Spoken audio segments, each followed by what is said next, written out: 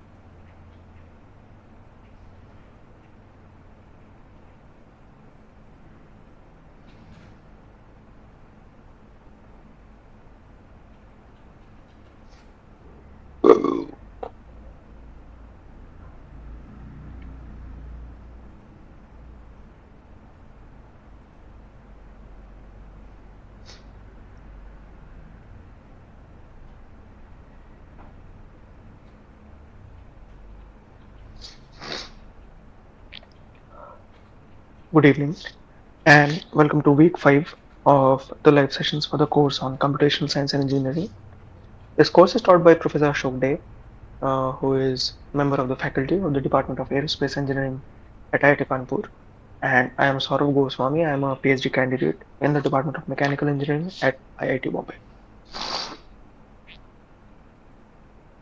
For this week, we'll mostly be looking at partial differential equations and some of the key building blocks and foundational ideas behind solving partial differential equations. And as some of us might already be aware, especially in the context of mechanical engineering, wherever we are trying to solve physical problems or problems that involve certain physics, mostly the governing equations will be in the form of partial differential equations. Some common examples would be those of heat transfer, where the generalized Fourier heat conduction equation is often used to solve for uh, the temperature distribution or the Navier-Stokes equations, which are used to solve for the components of velocities in a flow field, and even something as simple and fundamental as the continuity equation, which solves for conservation of mass, is also a partial differential equation. But before we talk about partial differential equations, we'll take a step back and actually discuss a class of problems called Sturm-Liouville problems. Uh, the solutions to which are in fact integral to solving most general types of partial differential equations. And we will see how that is in just a few minutes over the course of this session. So let us start with the Sturm-Liouville problem. Here we have a general differential equation y double prime plus rx times y prime plus y times qx plus lambda px equals 0, which is defined on some open or closed interval AB, and this parameter lambda being a constant which has to be determined along with y. And after some some manipulations, we end up with this standard form, which is uh, derivative of ry prime plus y times q plus lambda p equals 0, or also written as ddx of ry prime plus q plus lambda p times y is 0. And for such an equation, when p, q, r and r prime are continuous on the open interval AB, and Rx is greater than 0 and Px is greater than 0, the equation is called the Sturm-Liouville differential equation. And this is an important equation with very foundational consequences, as we'll see. Now, the Sturm-Liouville equation contains this quantity lambda, as we just saw, and we want to determine values of lambda, which are called eigenvalues, such that there are non-trivial solutions. Non-trivial meaning solutions which are not identically 0. Say for this equation, if we substitute y is equal to 0, then the LHS will be equal to trivially equal to the RHS. But then such a solution will not be of great use to us, will it? So we are actually trying to look for all the non-trivial solutions which may be obtained for such an equation. And further, these solutions must satisfy certain conditions at A and B, where we must remember that A and B are the domain boundaries. And such conditions are actually called boundary conditions.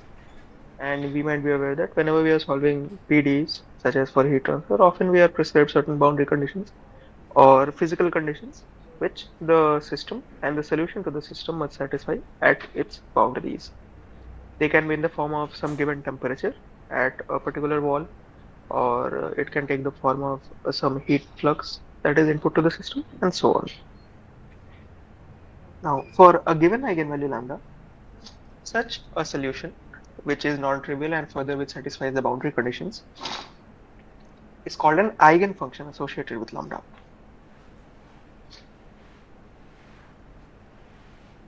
Conditions at A and B that solutions must satisfy are called the boundary conditions. And there are three kinds of boundary value problems.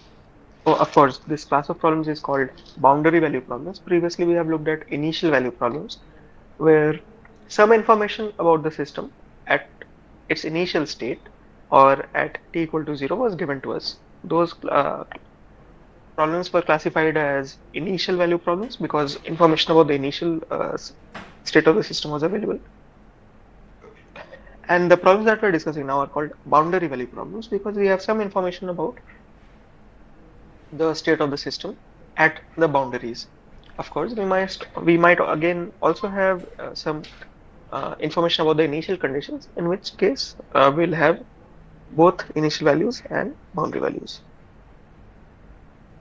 And there are three kinds of boundary value problems for the eigenvalues and eigenfunctions, depending on the form of the boundary conditions, depending on whether, say, for the heat conduction case, you have the temperature itself prescribed at some or more boundaries, or whether you have the flux prescribed, which is, say, of the form of dou t dou x for a 1D case, where you have the slope but not the value itself, or whether it's a combination of both, that maybe on one of the faces you have the temperature prescribed and on the other face you have a flux.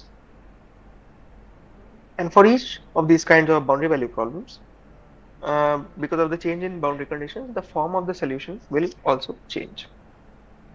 And in each of these problems, we will work with the assumption that Px is greater than 0 in this standard equation, and Rx is also greater than 0, because that is the way the Sturm-Liouville problem has been defined. So for the regular Sturm-Liouville problem, we want to find numbers lambda for which there are non-trivial solutions of equation 15.1, which is this equation right given here, satisfying regular boundary conditions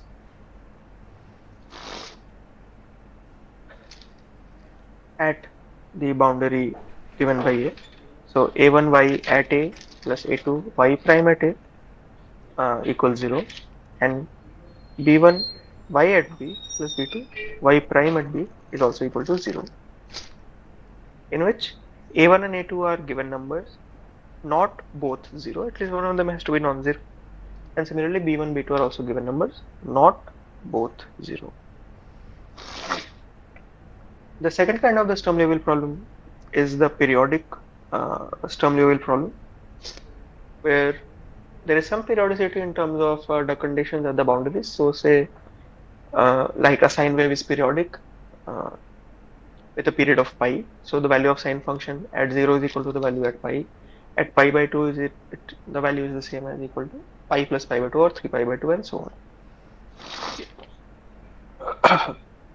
In this case, we have R at A equals R at B, and we want numbers lambda, for which there are again non-trivial solutions of the Sturm-Liouville equation satisfying the periodic boundary conditions.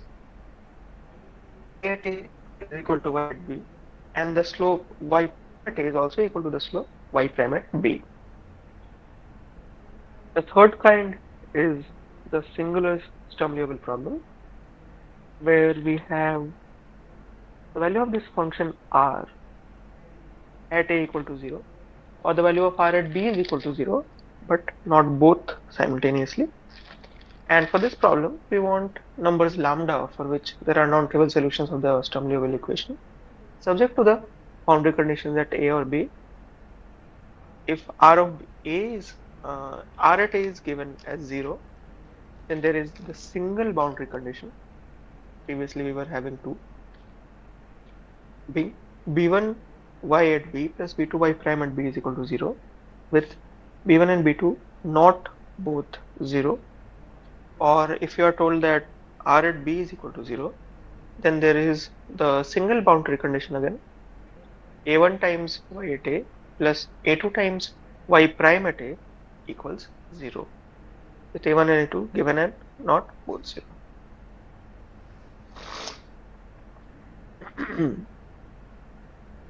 Now, with this brief introduction to the Sturm-Liouville classes or class of problems, let us start by solving one and see what are the various cases that we were talking about and what is the importance of this class of problems. So, just for a quick reference, I'll write the standard form here again. ddx of rx y prime whole prime. Okay, I already written ddx plus q plus lambda p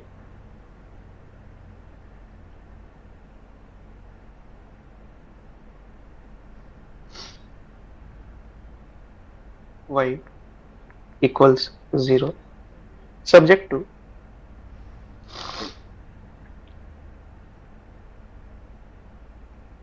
the boundary conditions a1 y at a plus b1 y prime at a equal to 0 and a2 y at b plus b2 y prime at b equals 0 on some domain given by the limits a and b.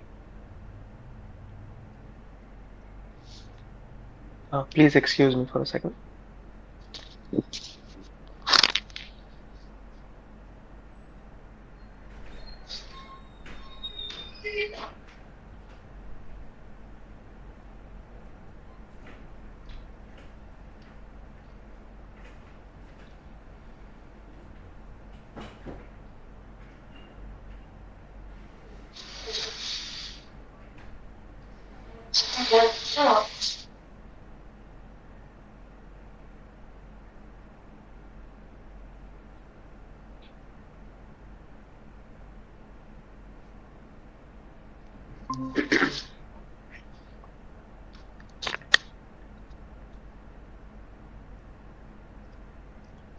Thank you for your patience. Let us continue. So we have the standard form written, and now we want to solve the Sturm-Liouville problem given to us. So from the standard form and this equation given to us, what we can identify is r of x is equal to 1 in this case, because that is the coefficient of y double prime. Similarly, we have a qx plus lambda px term, which is the coefficient of y. Here we have only lambda, so qx is equal to 0, while px is equal to 1. And we have obtained this by comparison of the standard form with the given equation. Now, let us also compare the boundary condition and see what information is available. So we had the boundary is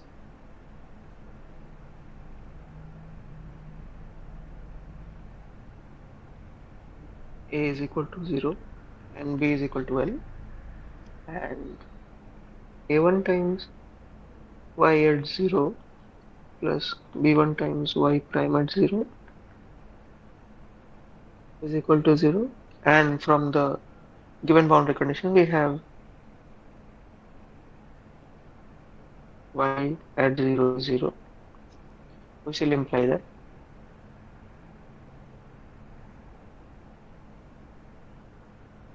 a1 is 1 while b1 is 0, because we have no information available about the slope of y at 0. For the second boundary condition, the standard form is a2 y at 0 is plus b2 y at L, a2 y at L plus b2 y prime at L is 0, and the given boundary condition is y at L is 0, and by comparing them what we can determine is that here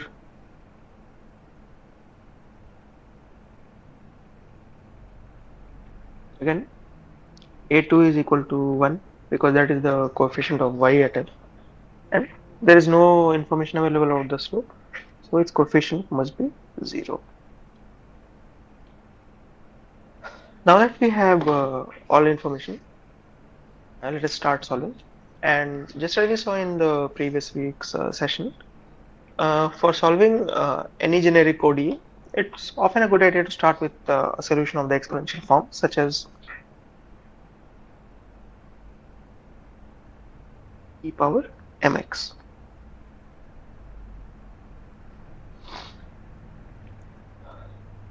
And if we substitute y equals e power mx into our original equation, what we'll end up with is m square e power mx plus m lambda e power mx.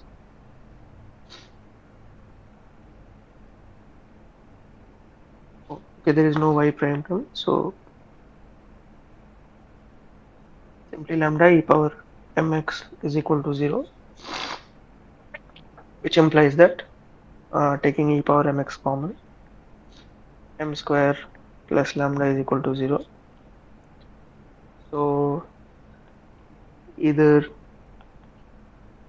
e power mx is 0 or m square plus lambda is 0. This first case here will give us a trivial solution because y equals e power mx, and by setting e power mx to 0, we are setting y equals 0, which will only uh, give us trivial solution and thus is not useful. So stick with the other case, which is m square plus lambda is equal to 0. Now, how do we go about solving this? For a real lambda, we can have three possible cases, which will cover the entire set of real numbers. One simple way is to have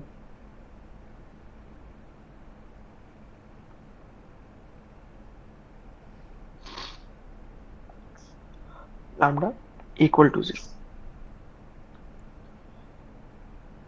and we can have the other cases as lambda less than 0 and lambda greater than 0, and that will cover the entire span the entire set of real numbers for lambda. So for this case, m square plus lambda equals 0. Since lambda is also 0, m square equal to 0, which implies m is also 0. If we substitute this case, that is lambda is equal to 0 in our original equation, we have y double prime plus 0 times y equal to 0, which implies y double prime is 0, which implies that y prime should be some constant, or y should be c1x plus c2. Let us incorporate the boundary conditions.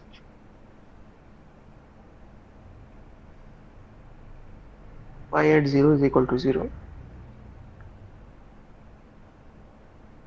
which implies 0 is equal to c1 times 0 plus c2, which implies that c2 is 0, and for the other boundary y at L is 0, which implies that c2 is already 0, so we just have c1L, and unless L is equal to 0, which is not, we are told is not the case, c1 should be equal to 0, and thus we have both c1 and c2, and so we are simply end up we end up with a trivial solution.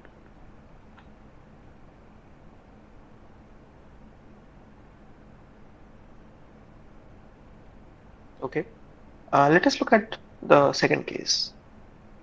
So we took lambda equal to 0. Let us now take lambda as less than 0.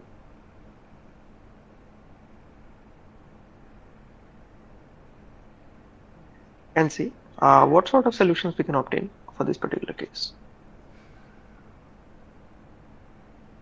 Since lambda is less than 0, maybe we can define it as the negative of some square.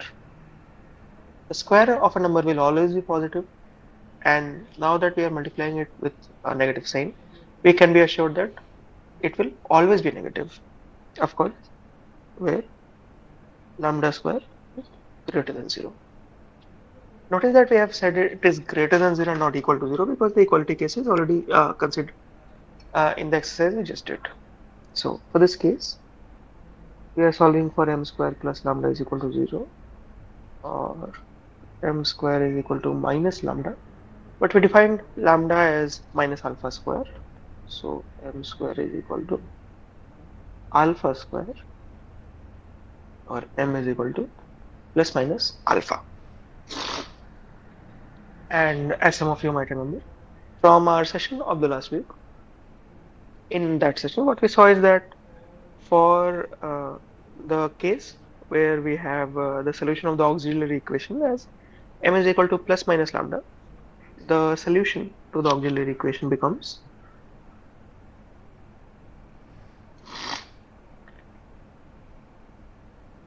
C1 cos hyperbolic lambda x plus C2 sin hyperbolic lambda x.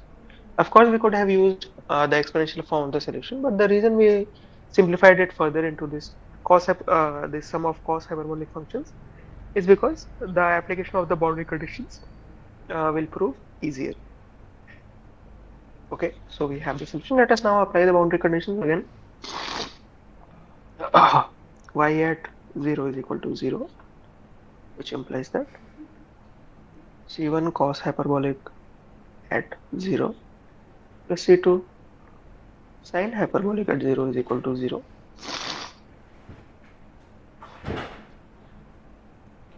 Cos hyperbolic at 0 is 1, and sin hyperbolic at 0 is 0 again, which will give us C1 equals 0. Let us look at the other boundary. Y at L is 0, which implies that, well, C1 is already 0, or so we saw. C2 sin hyperbolic lambda L is 0.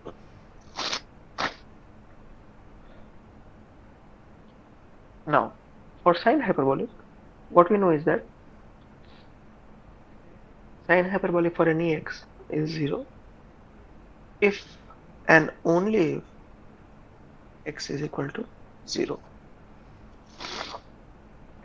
So this would imply that either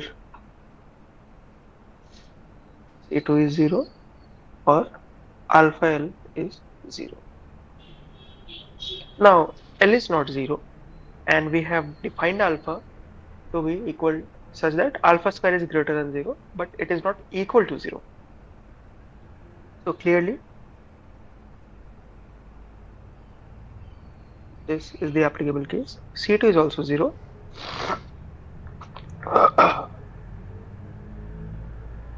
But C1 and C2 have both come out to be 0. Therefore, y is simply 0, and this again becomes a trivial solution.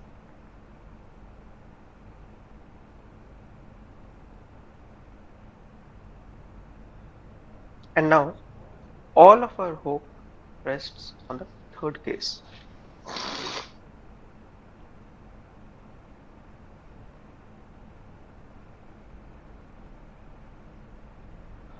Where lambda is greater than 0.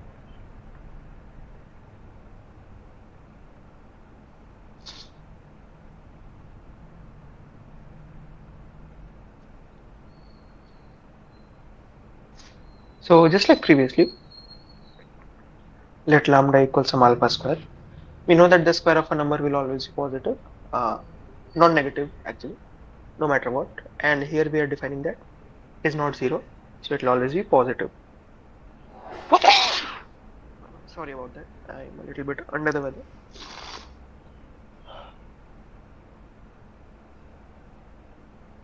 Where alpha square is greater than 0. So the equation we are solving is m square plus lambda is equal to 0, which implies that m square is equal to minus lambda, and we have defined lambda is equal to alpha square, so m square is equal to negative of alpha square, or m is equal to plus minus I lambda. Now, we know that whenever the solution of the auxiliary equation takes this form, where m is equal to plus minus say I lambda, we know that the general solution of the auxiliary equation then becomes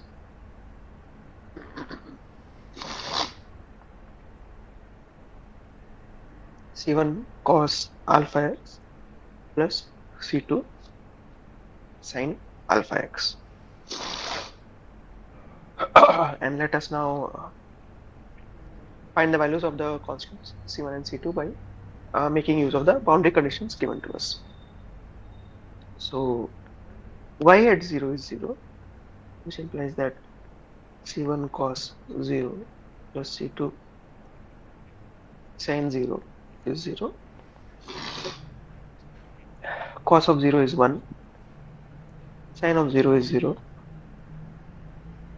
which implies that C1 is equal to 0.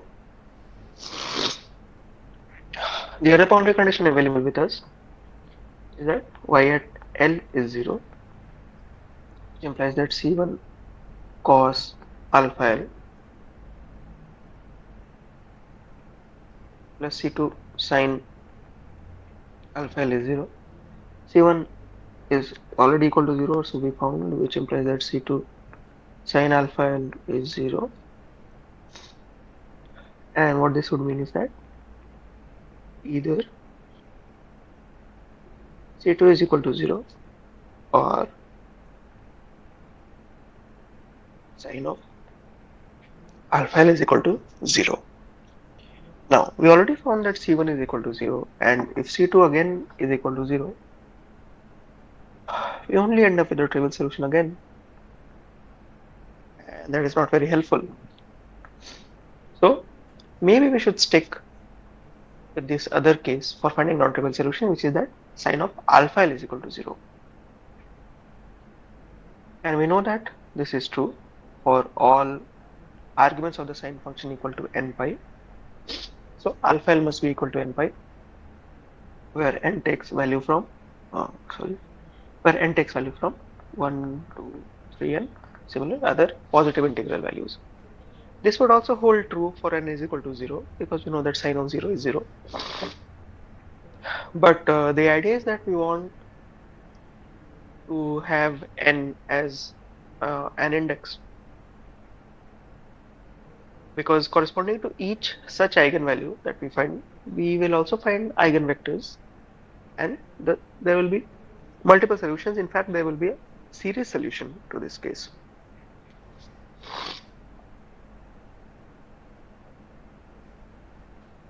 Thus what we have is L alpha, alpha L is equal to n pi for n equals 1, 2, 3 and so on, which would imply that alpha is equal to n pi by L,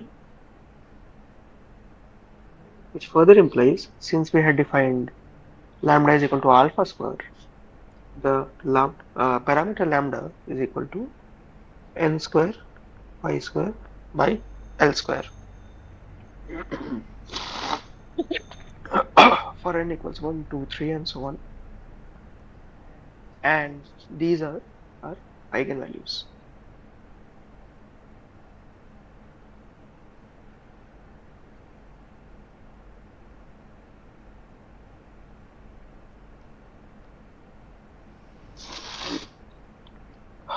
Now, corresponding to each such eigenvalue,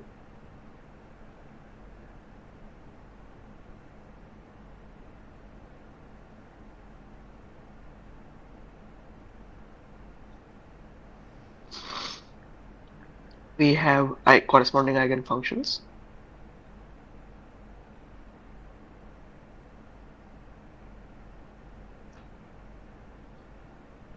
Being equal to yn equals the solution, which was C2 sin alpha L. So C2 alpha L we saw is n pi.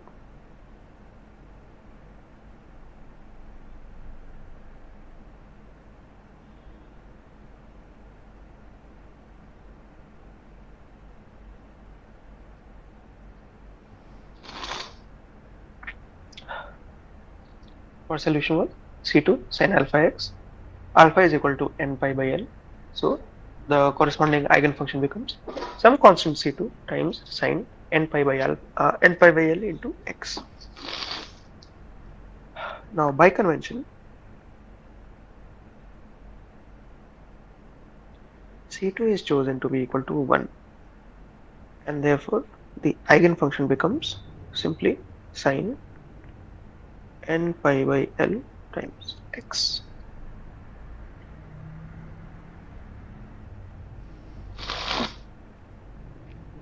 Now that was one type of Sturm-Liouville problem where we had boundary conditions prescribed at both the boundaries and the values were given to us. Now another kind of Sturm-Liouville problem can be one where the rather than the values of the variable y itself, we are given the values of the slopes. The slope of y at x equal to 0 and the slope of y at x equals L. And let us try to see how the solution will be different in this case. And we'll again start by referring to the standard form of the Sturm-Liouville problem. So,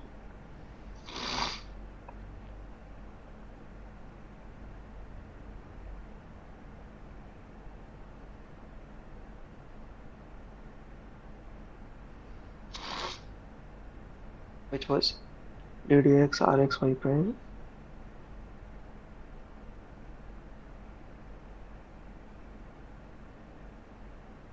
plus qx plus lambda px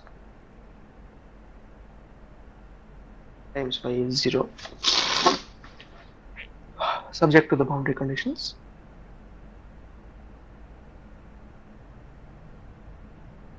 A1 y at A plus B1 y prime at A is 0 and A2 y at B plus B2 y prime at B equals 0 on some domain given by A comma B. And a comparison of the given equation with the standard form of the Sturm-Liouville problem will show us that Rx is equal to 1 as it is the coefficient of y double prime, Qx is equal to 0 and Px is equal to 1. And from the boundary conditions, we are given that y prime at 0 is 0,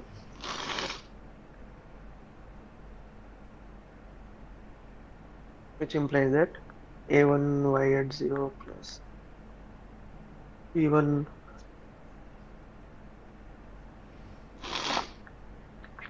y prime at 0 is 0, which would give us a1 is equal to 0 and b1 is equal to 1. Similarly, for the other boundary condition, y prime at L is equal to 0, which suggests that a2 y at L plus b2 y prime at L is equal to 0, which would imply that a2 is equal to 0 and b2 is equal to 1. Please excuse me for a moment.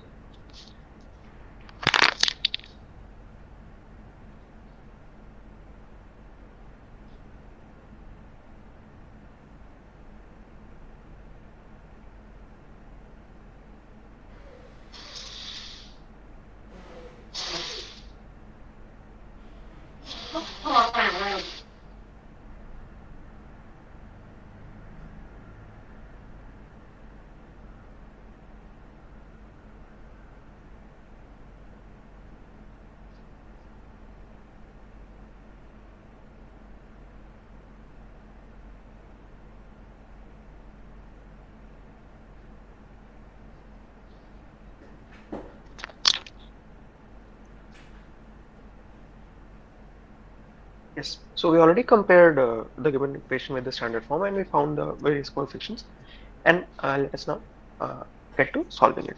So once again we'll start with assuming a solution of the form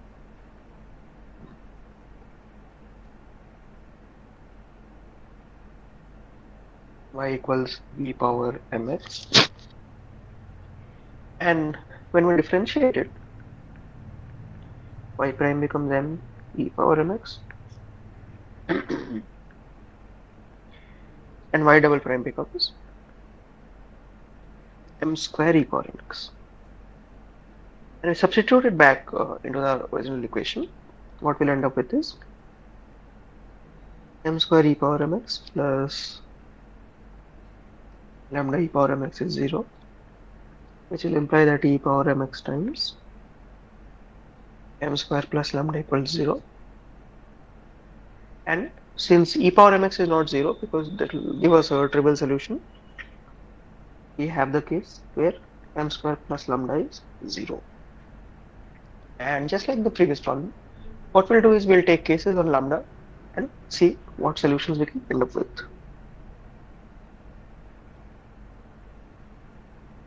For the first case, we take lambda equal to 0.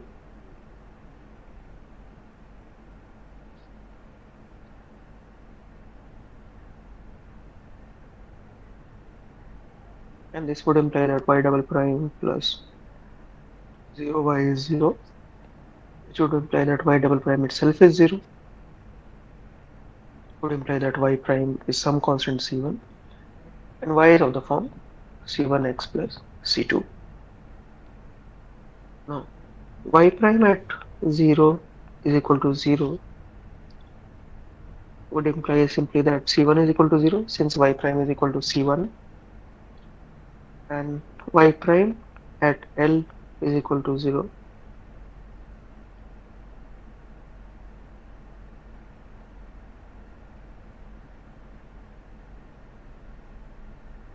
So we already know that c1 is equal to 0, and c2 is just some constant anyway. So anyway, the derivative of y is trivially 0 at any other point.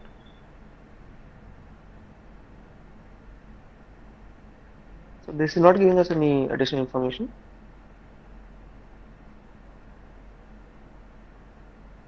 But conventionally, since c2 is just any given constant, we choose it as 0 again. And this will simply give us y is equal to 0, which is a trivial solution.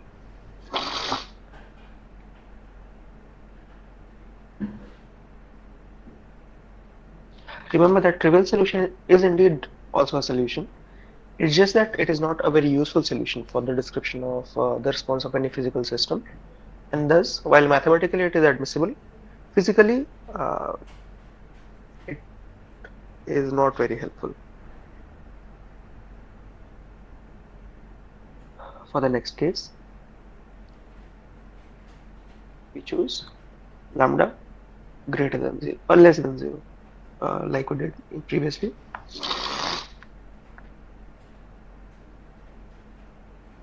And since lambda is less than 0, we express it as the negative of some square where alpha square is always greater than 0. And with this assumption, m square plus lambda is equal to 0 would imply that m square is equal to minus lambda, which would imply that m square is equal to alpha square, or m equals plus minus alpha. As we are already aware, when the solution of the auxiliary equation of this kind, the solution becomes, in the roots of the auxiliary equation of this kind, the solution becomes y equals c1 cos hyperbolic alpha x plus c2 sin hyperbolic alpha x. And since the boundary conditions are prescribed as slopes, we will have to differentiate this equation once. So y prime becomes c1 alpha sin hyperbolic alpha x plus c2 alpha cos hyperbolic alpha x. And let us now make use of the boundary conditions given to us. So y prime at 0 is 0, which implies that c1 alpha sin hyperbolic 0 plus c2 alpha cos hyperbolic 0 is 0. Sine hyperbolic at 0 is 0. So C1 alpha times 0 and cos hyperbolic at 0 is 1, which implies that C2 is 0. Since alpha is not 0, that is the way we have defined alpha. And for the other boundary condition, y prime at L is 0 would imply that C1 alpha sine hyperbolic of alpha L is 0. C2 we already saw is 0, which implies that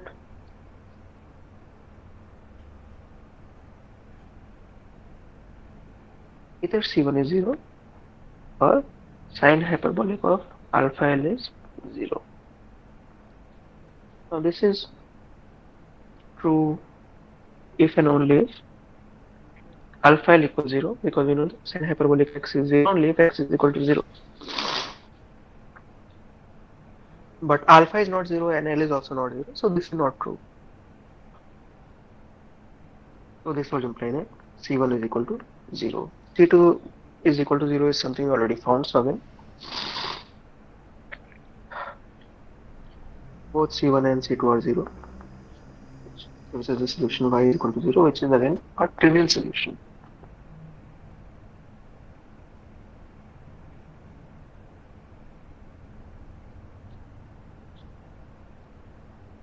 And now we'll examine the third case where alpha is greater than 0.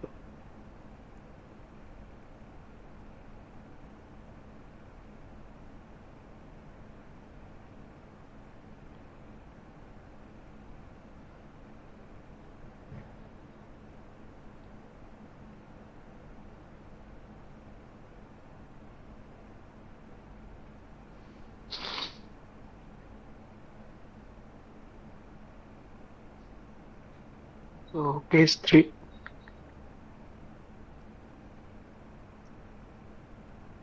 alpha greater than 0.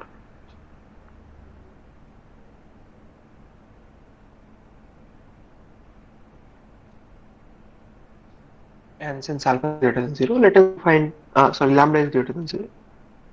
Let us define lambda as some square. And so we can be assured that it is always greater than 0.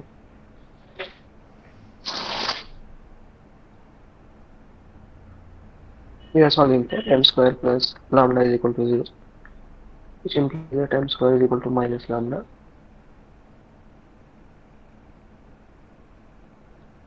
or minus alpha square as we have defined it, which implies that m equals plus minus I lambda. Again, whenever the roots of the auxiliary equation are of this kind, the solution to the equation becomes C1 cos alpha x plus C2 sin alpha x. To apply the boundary conditions, of course, we'll have to take a derivative of the solution. So y prime becomes C1 alpha cos alpha x plus C2, minus C1 alpha cos alpha x plus C2 alpha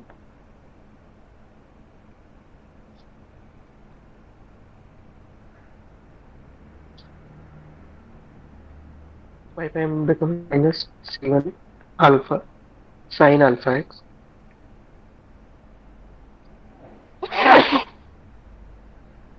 sorry about that. Please give me a minute.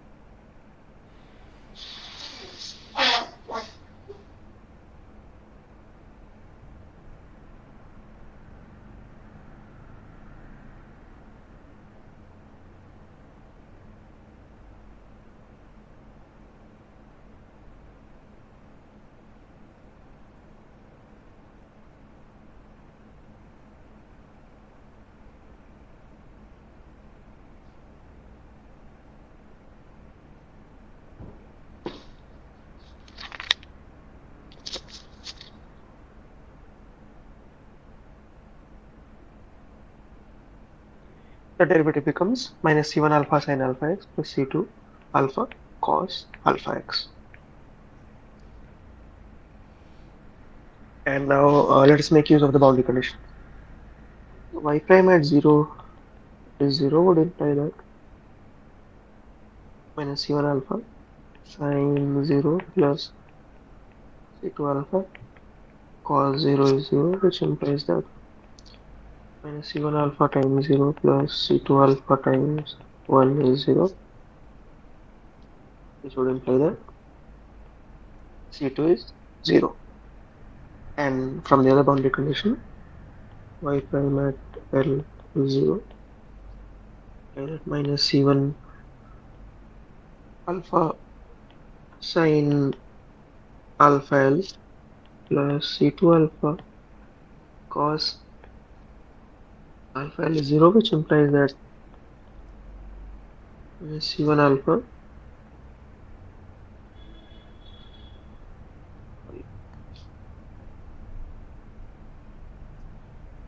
which this C2 term is already 0, which implies that minus C1 alpha sin alpha L is 0. So either C1 is 0 or sin alpha L is 0. Sin alpha L would be 0 if and only if alpha L is equal to 0.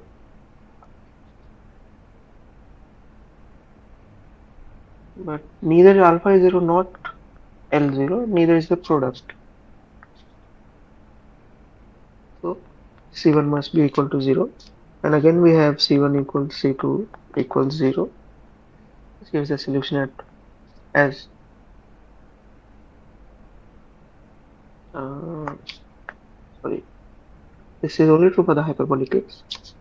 So either C1 is 0, which would give us a trivial solution because C2 is also equal to 0, or sin of alpha L is equal to 0, in which case alpha L is equal to n pi. And this is the condition we must stick with if we are to find any non-trivial solutions at all. So sin of alpha L equals 0 implies that alpha L is equal to n pi, or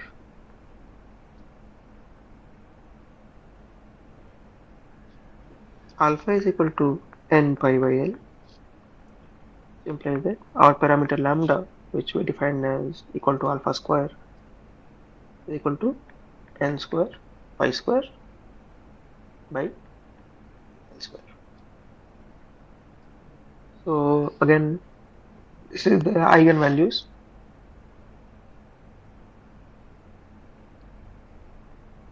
corresponding to n,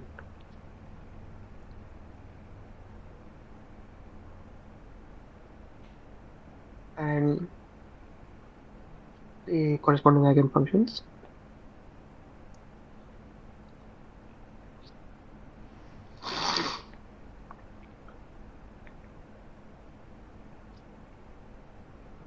are given by yn is equal to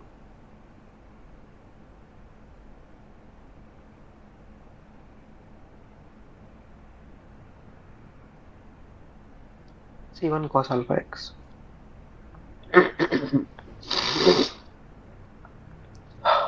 which is equal to c1 cos n pi by L times x. Again, by convention,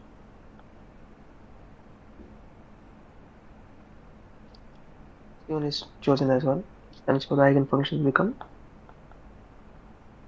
cos n pi by L x.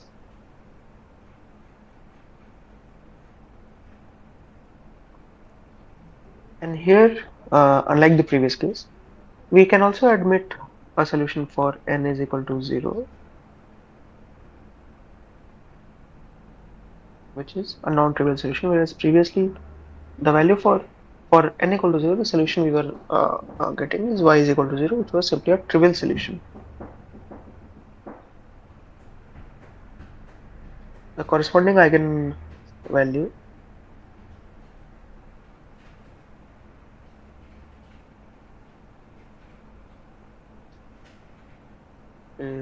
lambda naught equal to 0, the corresponding eigenfunction is y equals 1, as we just saw.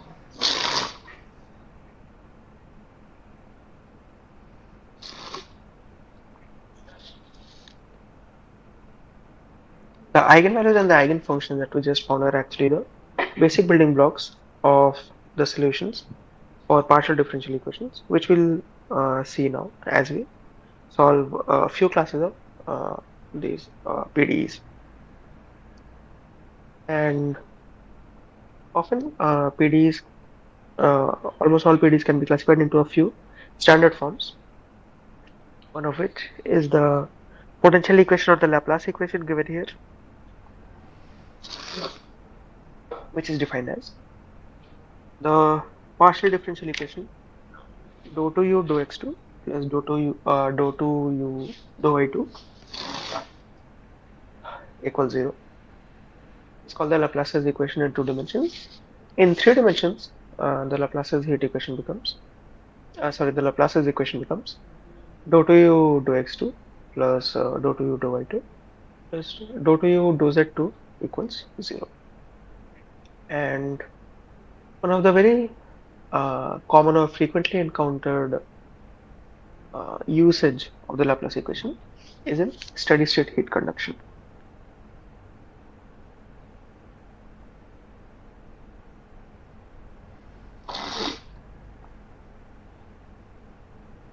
Where the transient changes in the system have already subsided and it has entered the steady state heat conduction regime.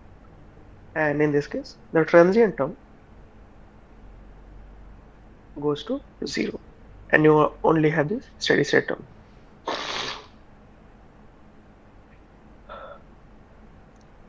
Another important class of problems which Professor Day also touched upon in his lectures for the was something called a Dirichlet problem, and a function satisfying Laplace's equation in a region of the plane or a volume of the free space is said to be harmonic on that region.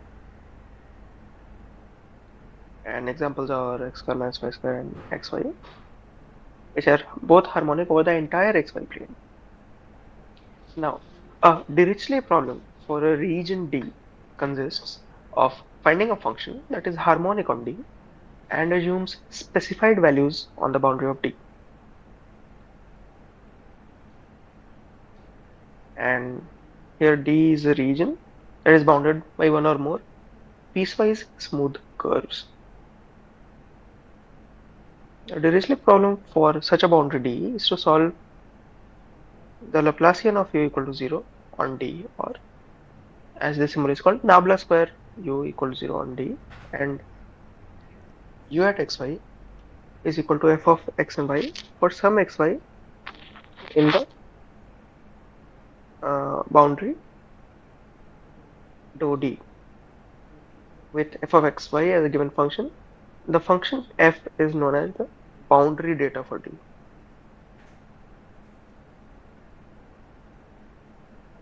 And next we will solve a Laplace equation for the rectangular region given here. Let us break for a short while, and when we resume, we'll continue solving this.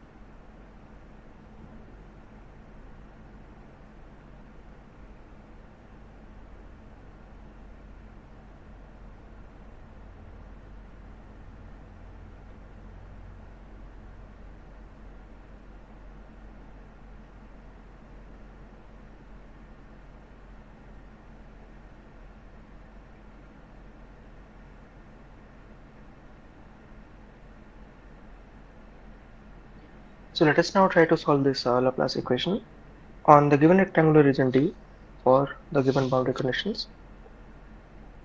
And the region is also sketched here for our easy reference. U at 0, y is equal to 0, for 0 less than y less than equal to k. So the bounds for y are between 0 and k, for x it is between 0 and L. U at 0, y equal to 0 will refer to all the points that lie on this particular line. This line.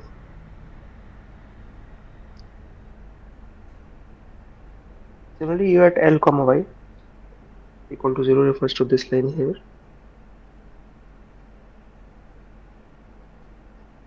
Maybe I should also write it.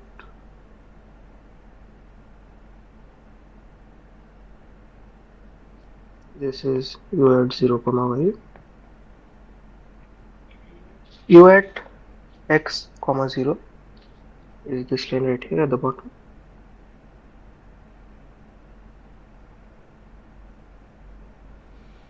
And U at x, k is the line, blue line on the top.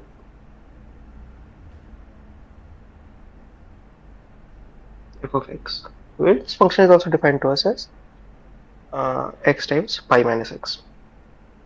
Again, these individual lengths are also given to us. This pi. And we are asked to solve the Laplace equation in this rectangular domain. So let us go ahead and do it. An important thing to note is that this given problem can be solved by the method of separation of variables if the boundary data is non-zero on on only one side of D. If it is non-zero on multiple sides, it is not solvable directly by separation of variables, but there might be some other workaround which we will look at.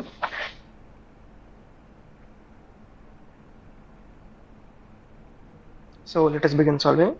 The equation is dou to u dou x2 plus dou to u dou y2 is 0.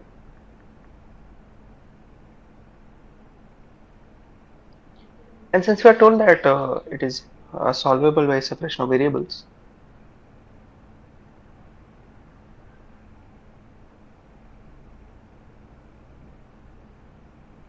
let us assume the form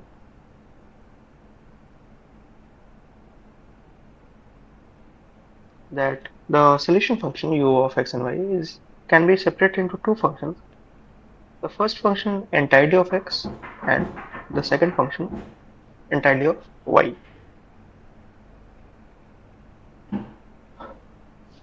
Now let's make use of the boundary conditions given to us. U at 0, y is 0 for all y in the given domain, that is between 0 and k, which would imply that x of 0 times y of y is 0, which would imply that either x at 0 is 0 or y at y is 0. Now, if the function y happens to be 0 for all possible values of y within the domain, we only have a trivial solution. And so, for having a non-trivial solution, we must have x only at the function x only at x equal to 0 being equal to 0.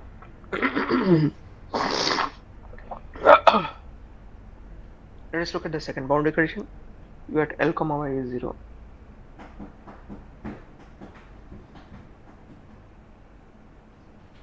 Say that x at L times y for all y is 0.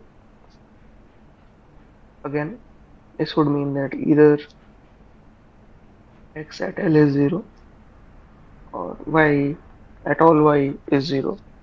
The second case again only gives us trivial solutions. And so this would imply that x at L is 0. U at x, 0 is 0.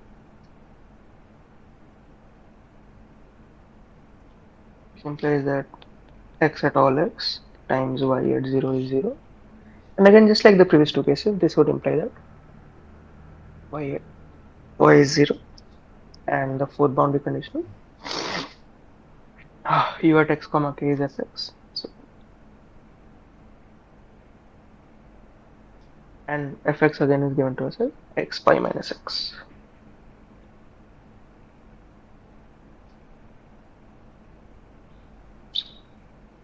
At x times y at k is equal to x pi minus x. And okay, let us leave it like this for now, and it will be of use later. Again, the Laplace equation is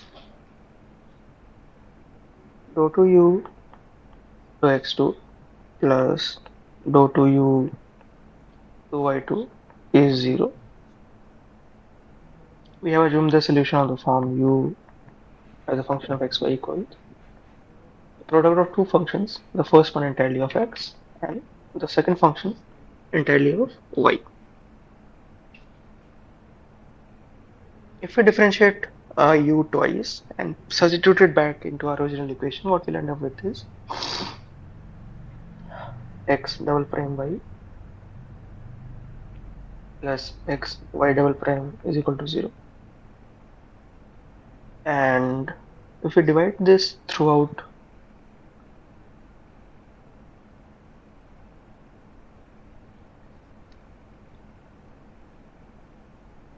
by xy, what we obtain is x double prime by x plus y double prime by y is equal to 0, which would give us x double prime by x equals minus y double prime by y equals some minus lambda, where lambda is the separation constant.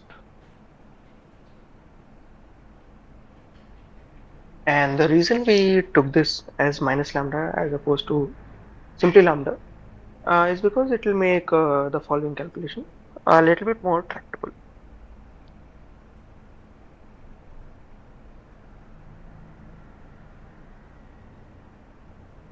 And now let us solve this equation for x and y separately. So first we have x double prime by x equals minus lambda, which implies that x double prime is equal to minus lambda x, which implies that x double prime plus lambda x equals 0, with the boundary condition that x at 0 is 0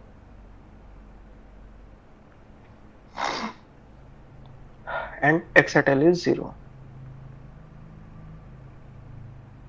And now perhaps you can see why we spent the first half of the session, why we devoted it to the solution of the Sturm-Liouville problems. Because clearly the equation x double prime plus lambda x equal to 0 with given boundary conditions x at 0 is 0 and x at L is 0 is a regular Sturm-Liouville problem. And we already know the solutions for this case. We have solved it just some time ago. So for such a case, the eigenvalues lambda become n square pi square by L square, and the corresponding eigenfunctions are xn equals sine n pi by L times x. Let us again solve for y.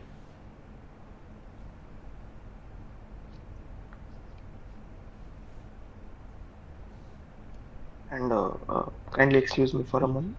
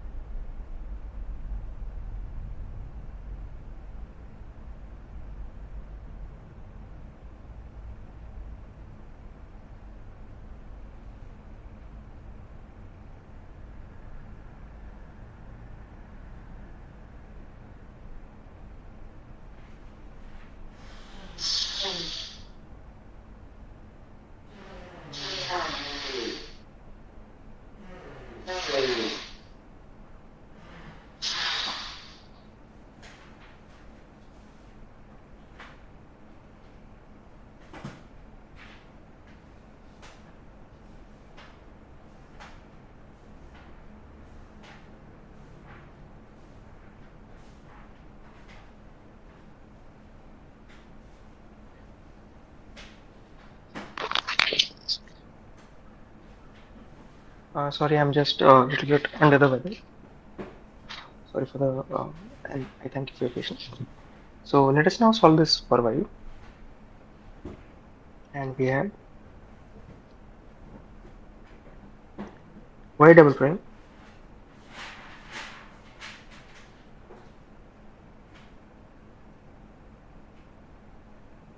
by y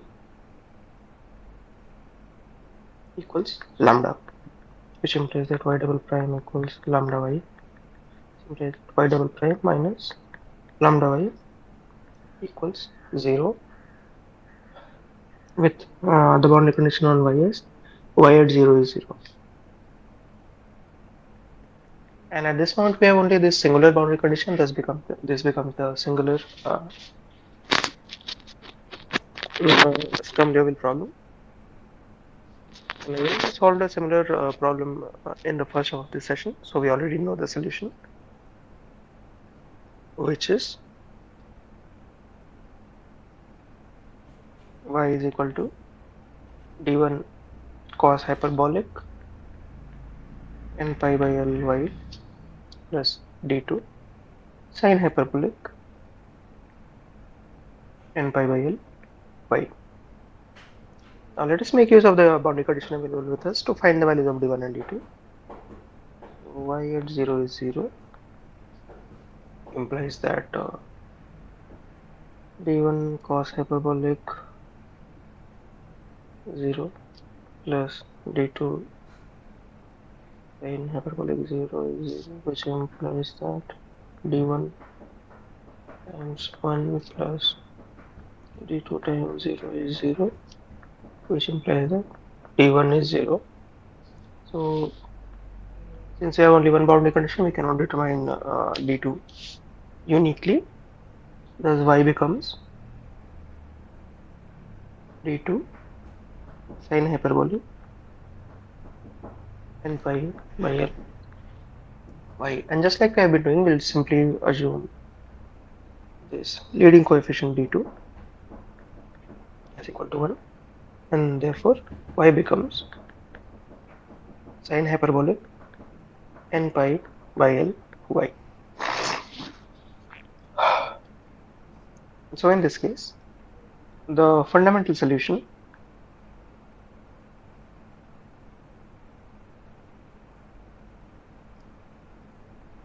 un of xy is the product of the x and y functions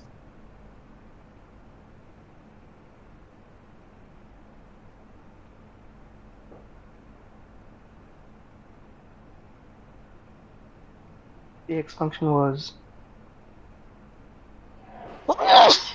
sorry about that.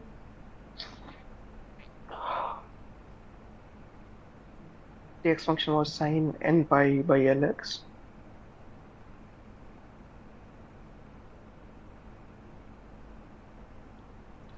and the y function, as we just saw, was sin hyperbolic n pi by l y.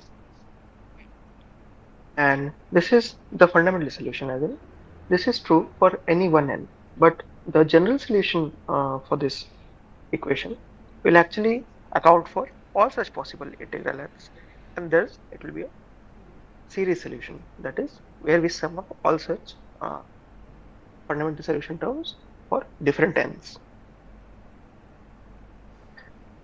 So the general solution to the given Laplace equation is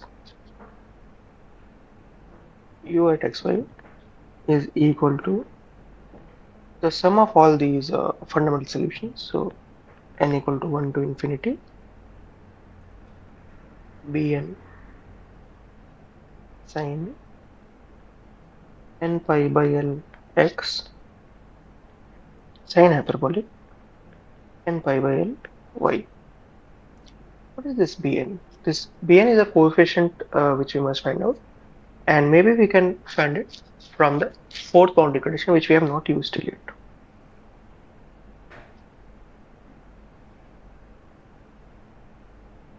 which was u at x comma k was equal to x pi minus x,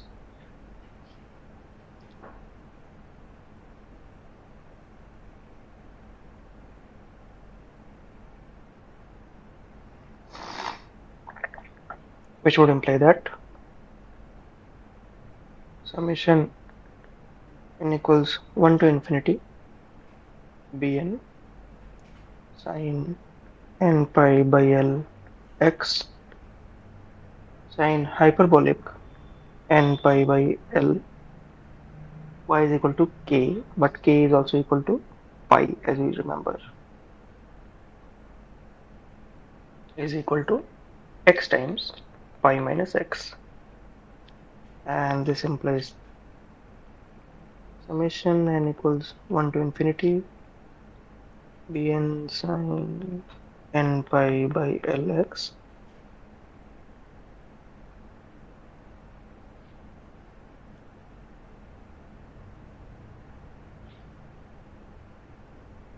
oh, l is also uh, equal to pi, so this denominator term here also becomes pi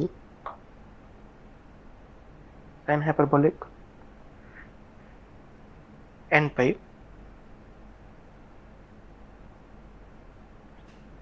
equals x times pi minus x. But what can we say about this sum that we have ended up with? From Professor Tay's discussion of Fourier series and Fourier series expansions, what we can clearly note is that this is the Fourier sine series expansion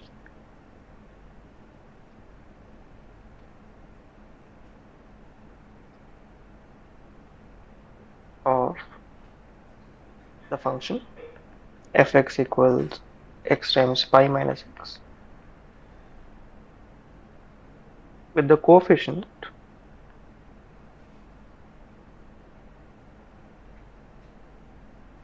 bn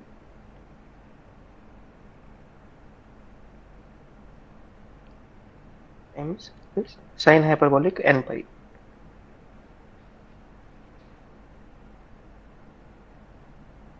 And as we are aware, there are standard formula available for finding these coefficients. So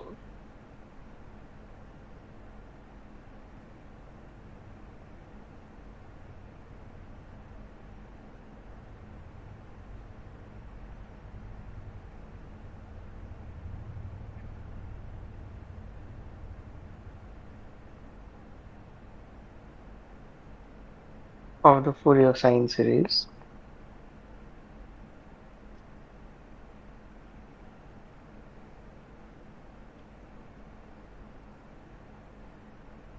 bn sine hyperbolic n pi equals 2 by L integral 0 to L fx sine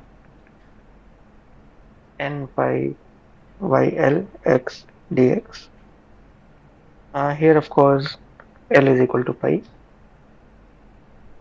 and the function fx given to us is equal to x times pi minus x, which implies that bn sine hyperbolic n pi is equal to 2 by pi integral 0 to pi x times pi minus x sine nx, since L is equal to pi and they cancel out, dx.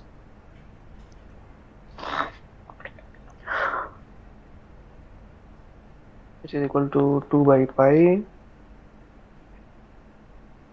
integral 0 to pi times pi x into sine nx dx minus integral 0 to infinity x square sine nx dx. And each of this integral is the integral of products, which we will have to do by parts. So for now we can just write it as two integrals I1 and I2. And remember, here we are solving for the coefficient of the sine series expansion. Please excuse me a moment.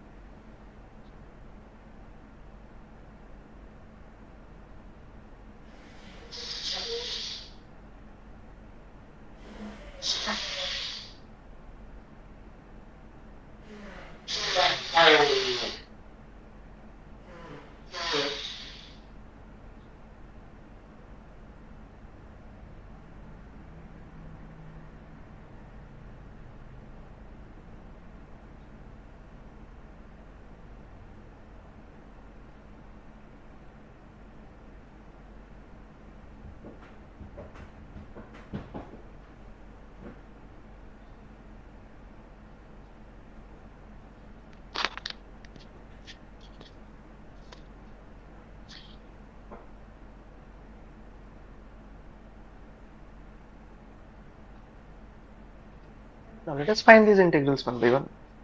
For the first integral I1, which is 0 to pi x sine nx dx. Let us choose the two functions as say u equals x and v equals sine nx, and then we solve it by parts. So this becomes u into integral of v dx. U into integral of v dx is by n. The entire term is evaluated in the limits minus integral of differential of u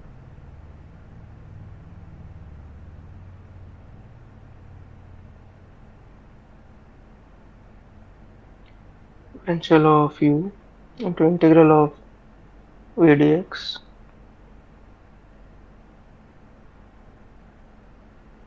whole dx. For this first term, at 0 the product will go to 0, but at pi it is minus pi cos n pi by n. And the second term becomes, there are two negatives, so this becomes a plus. And integral of cos nx is simply sin nx by n. So we have sin nx by n square term here, and this has to be noted between 0 and pi. So pi times, okay. Another interesting result which can perhaps absorb this negative sign is that cos of n pi is equal to minus 1 power n.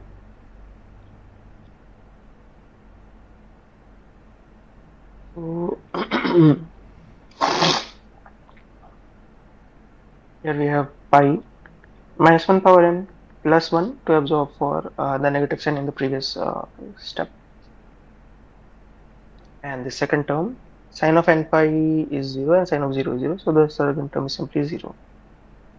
And so this becomes pi square minus 1 power n plus 1 by n. Okay, I did not keep enough space here, but I have some extra slides at the last, so maybe we'll continue there. Okay, solution is continued.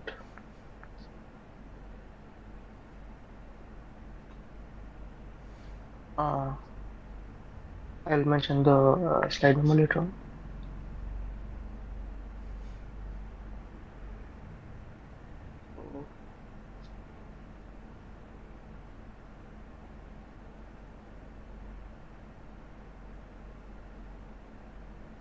maybe from here. Okay.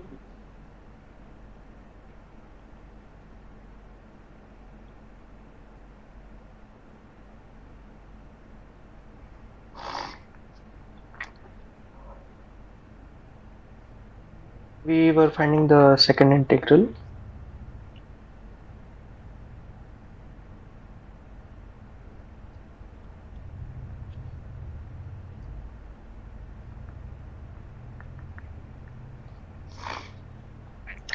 which was x square sin n x dx from 0 to pi.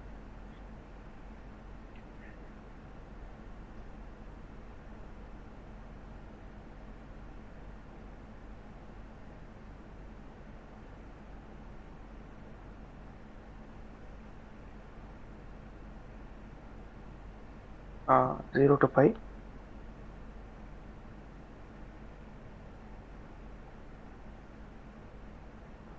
x square sin nx dx.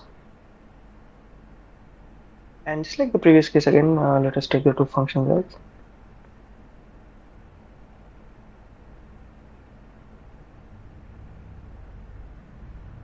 And let us try to solve this by parts. Is u into integral v dx evaluated between 0 and pi minus integral of differential of u into integral of v dx whole dx.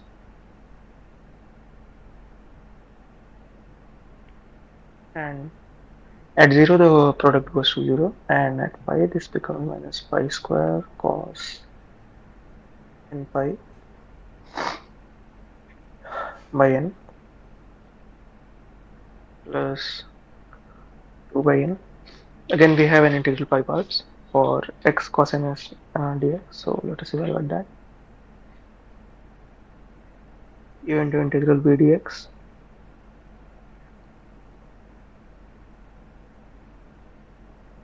to be evaluated between 0 and pi minus integral of differential of u, which is 1, and the integral of v dx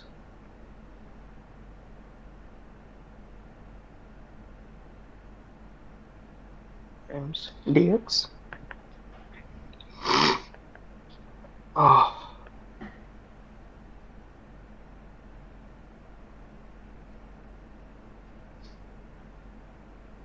at 0 again the product goes to 0, but at pi it becomes pi sin n pi by n. But sin n pi is also 0, so this term goes to 0. Sorry about that.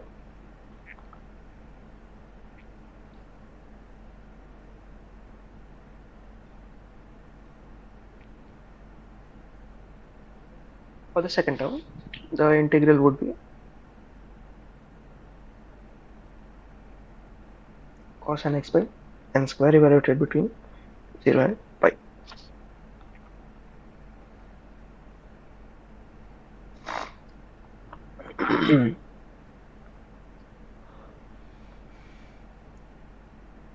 And this becomes for 2 by n cube cos n pi minus 1. Cos n pi again, as we know, is minus 1 power n.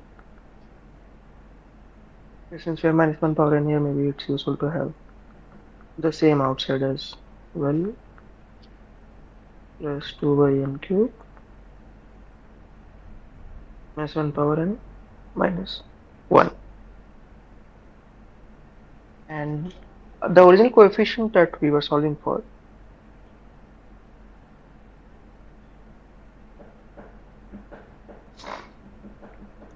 bn sin hyperbolic n pi was 2i pi equals i1 minus i2. bn sin hyperbolic n pi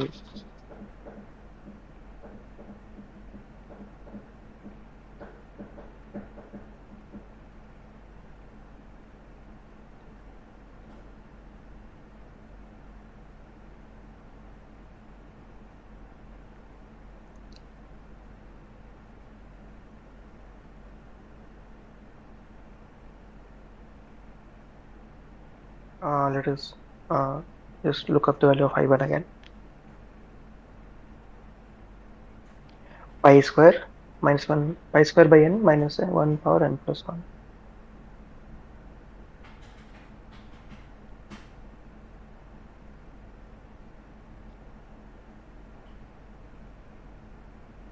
Or I am pulling out that minus sign from here to have just the minus 1 power n term.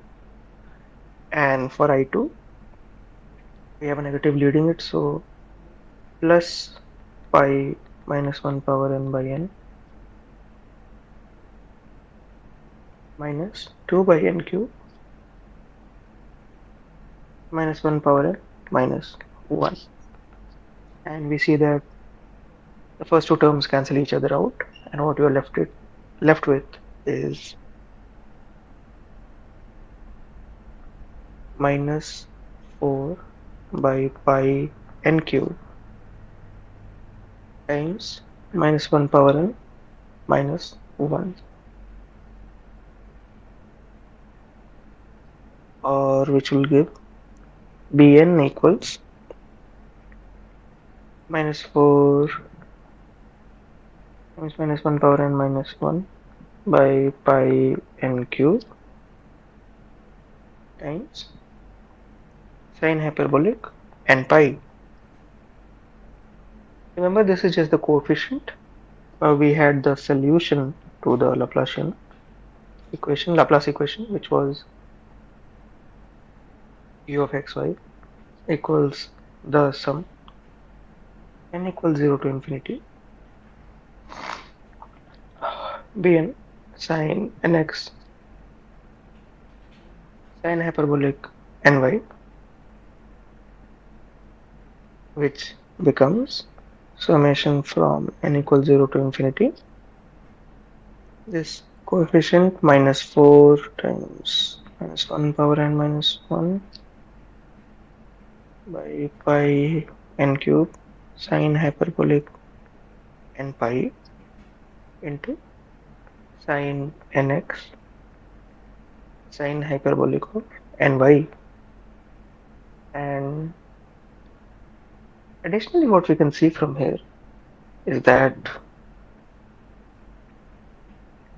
whenever n is even,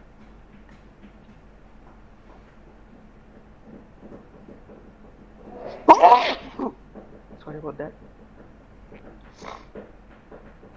this term minus 4 times power n minus 1 by pi n cube sine hyperbolic n pi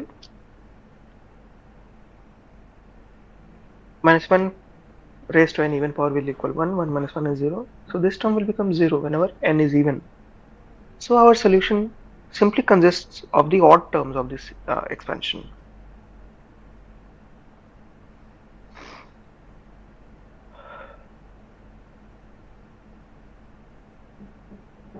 For all odd n.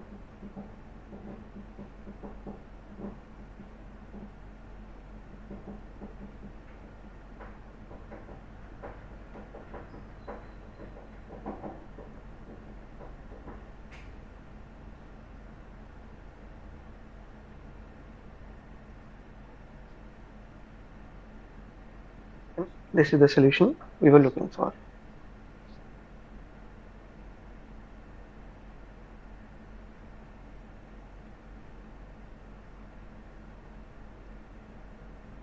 Please excuse me a moment.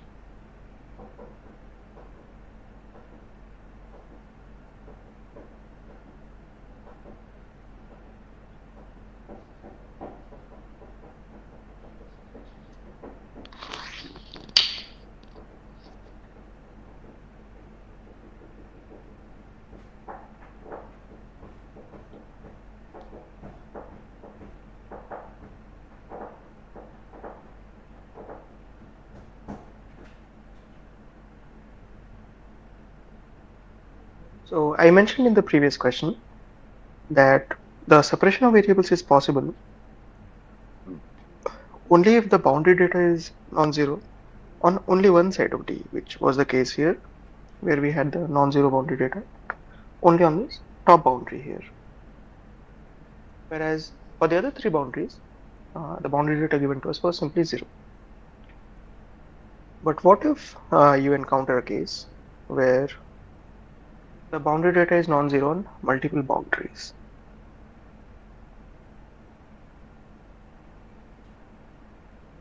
where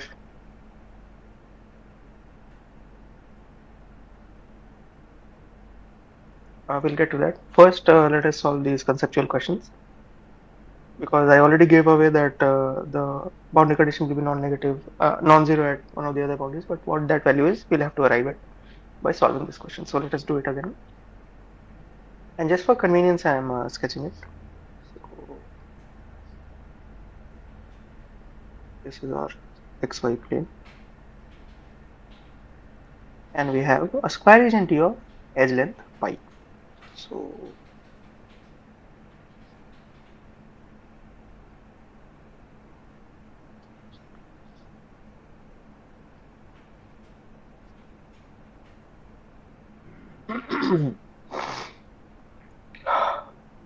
u at 0 comma y is 1, u at pi comma y is 0, u at x comma 0 is 0, and the boundary function is not given to us the top boundary. The first question that is posed is what should be the boundary condition at u at x comma pi, so that the value of u at pi by 2 comma pi by 2 is equal to 2. So the point pi by 2 comma pi by 2, given that the edge lengths are pi, will be at the center.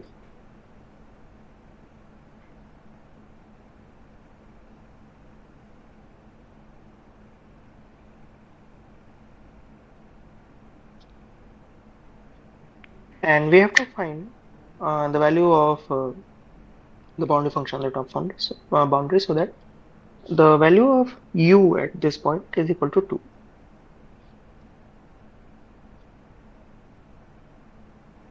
And as some of you might already have guessed, since the Laplace equation gives us the steady state solution, there is no transience. This will be the value at any point will be some form of average. And in this case, since it is exactly at the center, it will just be the line average of the four boundaries.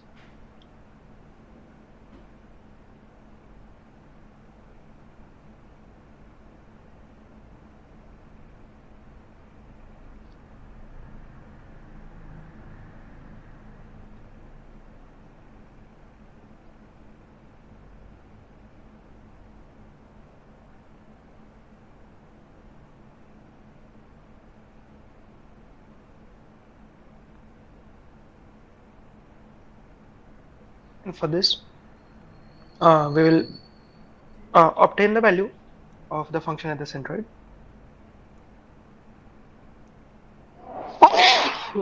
Sorry about that. As the line weighted average.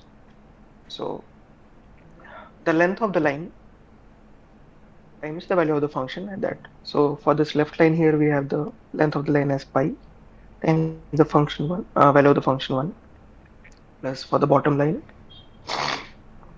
length is pi but the value of the function is 0. For the right, length is pi but value of function is 0, and plus let it be some value a. U at pi comma y equals a, and it has to be averaged over the sum of line lengths. So this is simply pi plus pi plus pi plus pi. Had it been a rectangular region, of course, this length would have been different, and this comes out to be pi times 1 plus a by 4 pi, or 1 plus a by 4. However, what we're also told is that this value is equal to 2.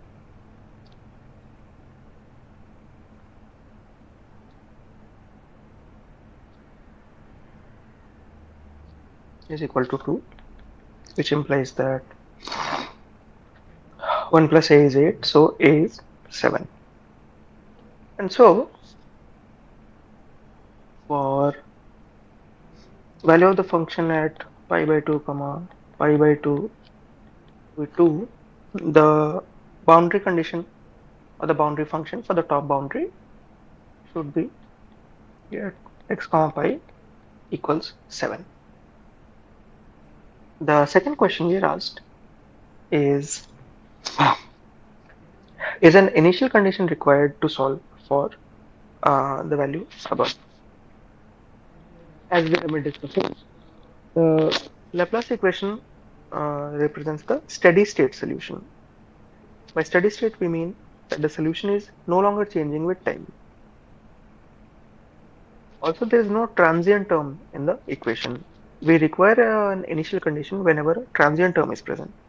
Since no transient term is present, so an initial condition is not needed.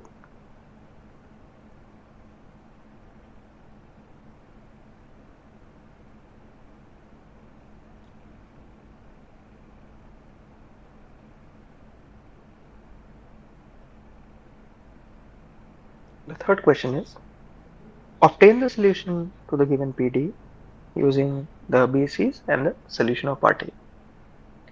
So here for the top boundary we have the boundary function equal to 7, for the left it is 1, and for the other two boundaries it is 0. But previously I mentioned that solution by separation of variables is possible only if the boundary function is non-zero at any one of the given boundaries. Then how can we solve this problem?